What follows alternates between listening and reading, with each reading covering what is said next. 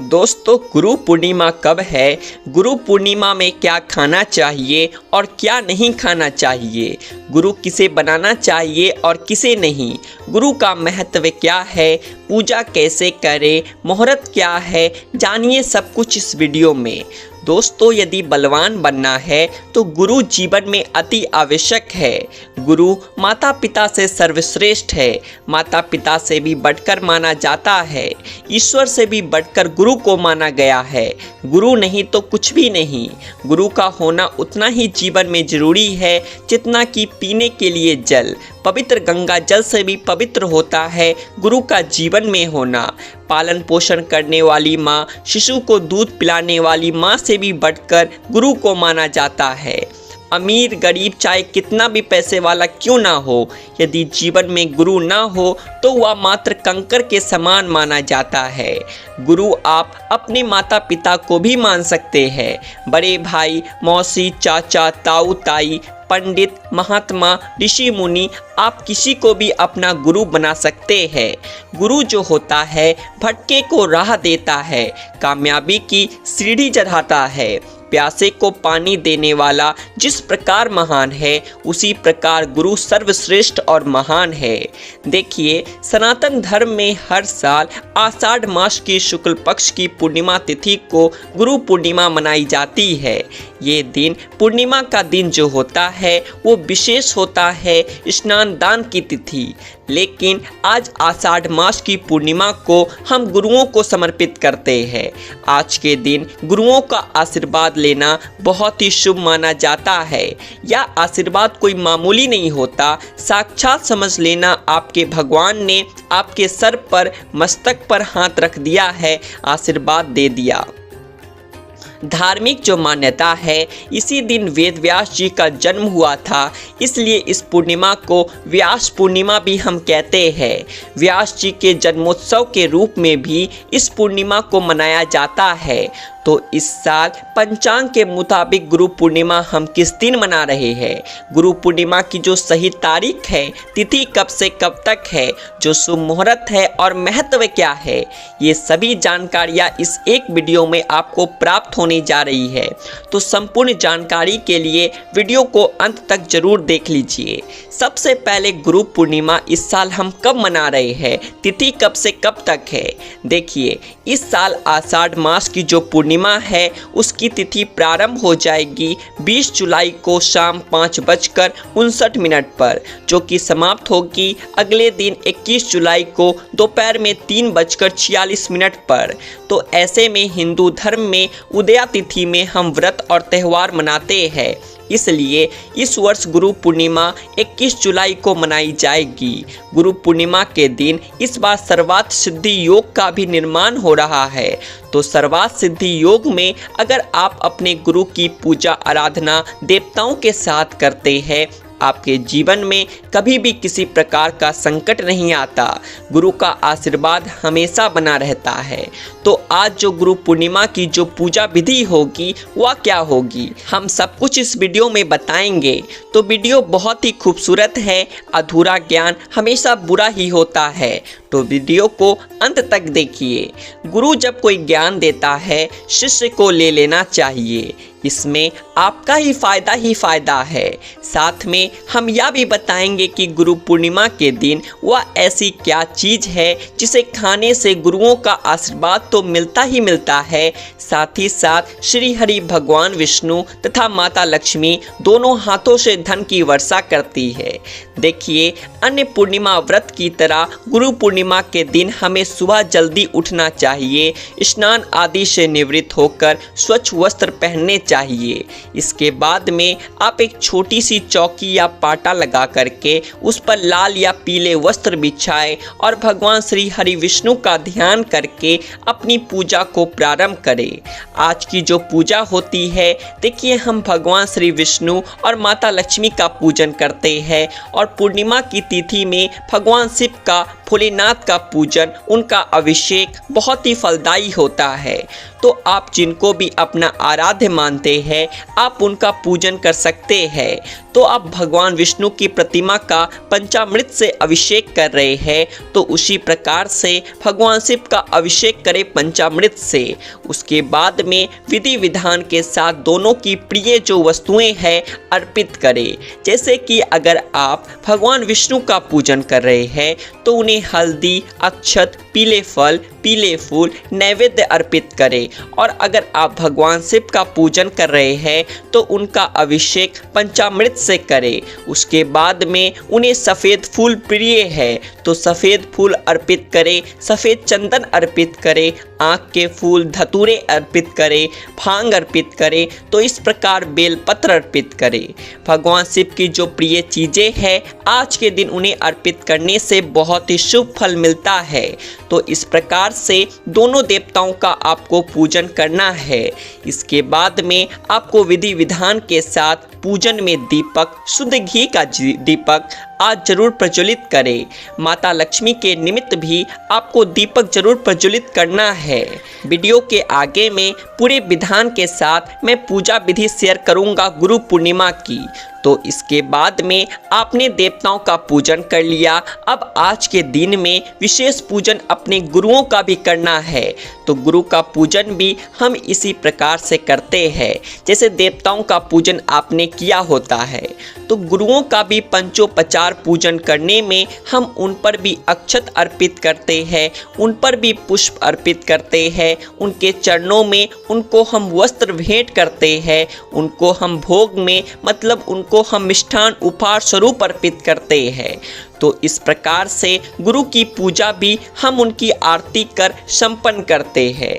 उसके बाद में उनके चरण स्पर्श कर आज गुरुओं का आशीर्वाद लेना बहुत ज़्यादा महत्व रखता है। देखिए भगवान का पूजन तो हम हर रोज़ करते हैं लेकिन साल में ऐसी पूर्णिमा बनाई गई है जिसमें गुरुओं का अगर आप पूरे साल नहीं भी कर पाए तो आज के दिन तो उनका ध्यान जरूर करें, उनका स्मरण जरूर करें, उनसे बात करें, उनसे मिलकर उनका आशीर्वाद ले। आपका गुरु यदि बाहर विदेश में है या आपसे दूर है तो आप फोन पर बात करके आदर प्रणाम करें, मनी मन उनकी पूजा करें। गुरुओं के आशीर्वाद से हमारे जीवन में जो भी नकारात्मकता होती है हट जाती है। हमें हर कार्य में उनके आशीर्वाद से सफलता मिलती है, सुख शांति जीवन में बनी रहती है। तो इस प्रकार से आपको आज का पूजन करना है। पूर्णिमा की तिथि है तो सुबह स्नान दान ब्रह्म मुहूर्त में आपको जरूर कर लेना है। दान में आप जो भी चाहे, अन्न का दान, वस्त्र का दान, पैसों का दान, जो दान करना चाहिए गुरु पूर्णिमा की तिथि में भी जरूरतमंदों को, गरीबों को जरूर दान करें। देखिए माता पिता भी आपके गुरु ही है और प्रथम गुरु है। तो आज के दिन माता पिता का पूजन, उनका आदर सम्मान करना, घर में सभी बड़े बुजुर्गों का आदर सत्कार करना, उनका आशीर्वाद लेना बहुत ज़्यादा महत्व रखता है। तो इस विधान से इस गुरु पूर्णिमा में आपको भगवान देवताओं के साथ साथ अपने गुरु का, अपने माता पिता का पूजन, उनका आशीर्वाद जरूर ग्रहण करें। दोस्तों ऐसे में गुरु पूर्णिमा के दिन या एक चीज़ जरूर खा लेनी चाहिए। इससे आपको धन की प्राप्ति होगी, सुख समृद्धि ऐश्वर्य सब कुछ प्राप्त हो जाता है। गुरु पूर्णिमा के दिन या एक चीज़ अवश्य खा लेनी चाहिए। दोस्तों आगे बढ़ने से पहले हमारे चैनल को सब्सक्राइब करके बेल आइकन को जरूर दबाइएगा और वीडियो को लाइक करना ना भूलें। दोस्तों गुरु पूर्णिमा के दिन एक तुलसी का पत्ता खाना अत्यंत लाभकारी माना गया है। नियमित रूप से सुबह के समय तुलसी का पत्ता खाने से जो बड़ी से बड़ी तीर्थ यात्रा से पुण्य प्राप्त होता है, हवन पूजा पाठ तथा दान करने से पुण्य मिलता है, मात्र सुबह के समय 2-3 तुलसी के पत्ते खाने से वह प्राप्त हो जाता है। दोस्तों वैज्ञानिक तौर से भी तुलसी का पत्ता कई गुणों से भरपूर माना जाता है। विज्ञान भी इसे एक चमत्कारी पौधा मानता है। तुलसी के पत्ते खाने से न केवल कैंसर का रोग खत्म हो जाता है बल्कि पेट की बीमारी धीरे धीरे खत्म होने लगती है, आंखों की रोशनी ठीक होती है, दिल के लिए फायदेमंद है। त्वचा में निखार लाने के लिए तुलसी का पत्ता अवश्य खाना चाहिए। तनाव को कम करने में बहुत ही मददगार साबित होता है। सर्दी को दूर करने के लिए नियमित तुलसी का पत्ता खाना चाहिए। कई बीमारियां तो इसकी खुशबू से ही दूर भाग जाती है, इसलिए लोग अपने घरों में तुलसी पूजा तथा तुलसी का पौधा लगाते हैं। मात्र तुलसी की खुशबू से कई भयानक जहरीले कीड़े मकोड़े अपने आप मर जाते हैं और घर से कोसों दूर रहते हैं। लेकिन दोस्तों याद रहे, जब आप तुलसी का पत्ता खाएं तो दांतों से चबाए नहीं, उसे निगल जाए। तुलसी का पत्ता खाने से व्यक्ति के अंदर सकारात्मकता का वास हो जाता है। इससे माता लक्ष्मी के साथ साथ विष्णु भगवान की कृपा भी घर पर बनी रहती है। दोस्तों, गुरु पूर्णिमा की रात को सोते समय 20 जुलाई की रात में तांबे के लोटे वाले जल में थोड़ा सा गंगा जल भरकर अवश्य रखें और पूरी रात भर अपने सिरहाने के पास रखें और सुबह के समय यानी 21 जुलाई को गुरु पूर्णिमा की सुबह सुबह इस जल को अपने वस्त्रों पर इसके छींटे मारे और फिर जल को पी ले। नियमित ऐसा करे। श्री कृष्ण कहते हैं, गुरु पूर्णिमा के दिन जो मनुष्य ऐसा कर लेता है उसे युगों युगों के सुखों की प्राप्ति हो जाती है। कई सुख प्राप्त कर लेता है ऐसा व्यक्ति। धन दौलत सुख संपत्ति लक्ष्मी की कृपा से रंक से राजा बन जाता है। दोस्तों, जल जिसे अमृत तथा गंगा जल कहा जाता है, हमारे ऋषि मुनि जब किसी पर अच्छी दृष्टि डालते थे तब वे गंगा जल का प्रयोग किया करते थे। गंगा जल का छिड़काव कई दिव्य शक्तियों से भरा होता है। शिव पुराण में भी बताया गया है कि नियमित कपड़ों पर गंगा जल का छिड़काव करने से तथा सुबह के समय गंगा जल को पीने से व्यक्ति को मोक्ष की प्राप्ति हो जाती है और वह व्यक्ति स्वर्ग लोक की प्राप्ति कर लेता है।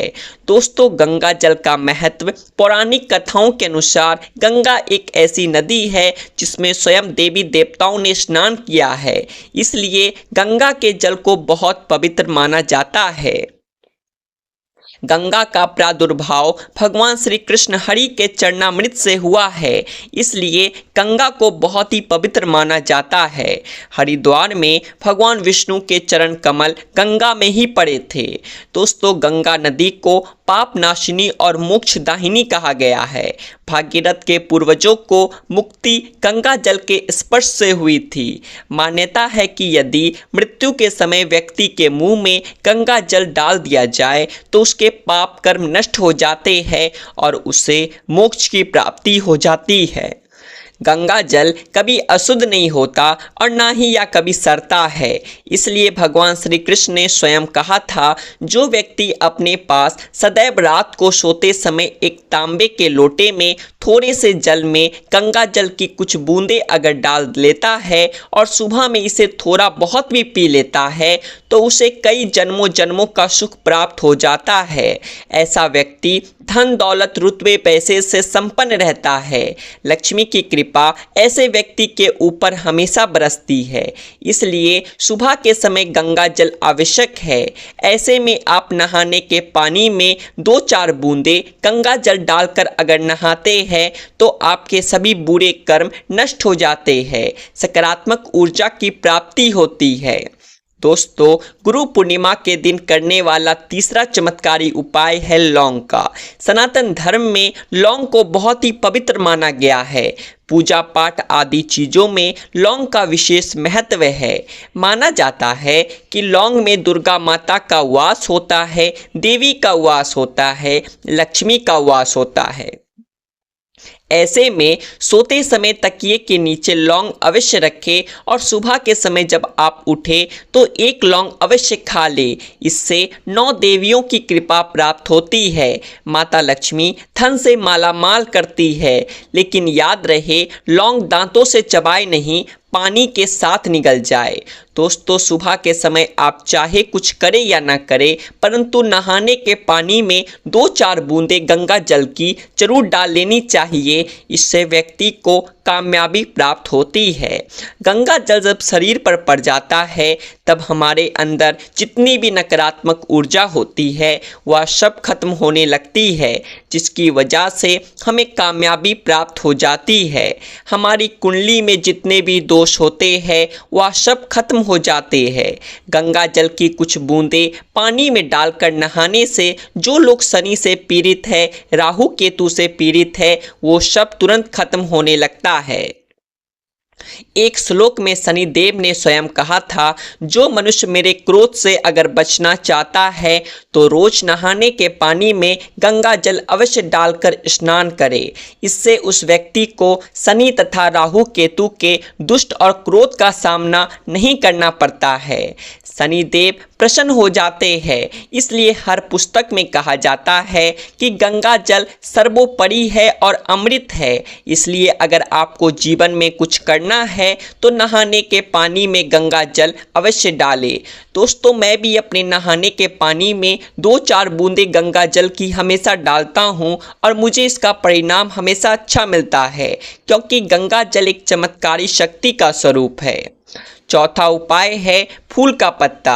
अगर आप चाहे तो जब आप घर से बाहर निकले तो सुबह के समय भगवान के गले की माला में से या भगवान के चरणों में से एक पत्ता फूल का भगवान का आशीर्वाद समझकर अवश्य खा ले। गुरुओं का आशीर्वाद समझकर खा ले। इससे स्वयं आपको ईश्वर की कृपा प्राप्त होती है। आप जो भी काम करोगे वह संपूर्ण रूप से सफल हो जाएगा। साथ ही साथ जब आप घर से बाहर निकले तो सुबह के समय 2-4 दाने चावल के अवश्य खा ले। इससे माता लक्ष्मी की असीम कृपा प्राप्त हो जाती है। दोस्तों, आगे भगवान श्री कृष्ण कहते हैं, गुरु पूर्णिमा के दिन या किसी भी दिन जब आप किसी अच्छे काम के लिए बाहर जाए तो मीठा अवश्य खा लेना चाहिए। लेकिन याद रहे, सुबह के समय मीठा खाना सर्वोत्तम माना गया है। इससे आपके अच्छे रास्ते खुल जाते हैं और आप जो भी चाहोगे सब प्राप्त हो जाएगा। दोस्तों, आगे भगवान श्री कृष्ण कहते हैं, गुरु पूर्णिमा के दिन माथे पर चंदन का तिलक मनुष्य को विजय प्राप्त कराता है। इसलिए माथे पर कोई भी तिलक अवश्य लगाना चाहिए, जो कि शास्त्रों में बताया जाता है। सुबह के समय माथे पर तिलक लगाकर जो भी व्यक्ति बाहर निकलता है उसके ऊपर सदैव ईश्वर की कृपा बनी रहती है और उसका कोई भी बाल बांका नहीं कर पाता। दोस्तों, माथे पर तिलक लगाने से काल भी आपका कुछ नहीं कर पाता। ऐसा व्यक्ति अकाल मृत्यु से बचा रहता है। तो दोस्तों, सच्चे दिल से कमेंट बॉक्स में ज़रूर लिखते जाइएगा, हर हर महादेव।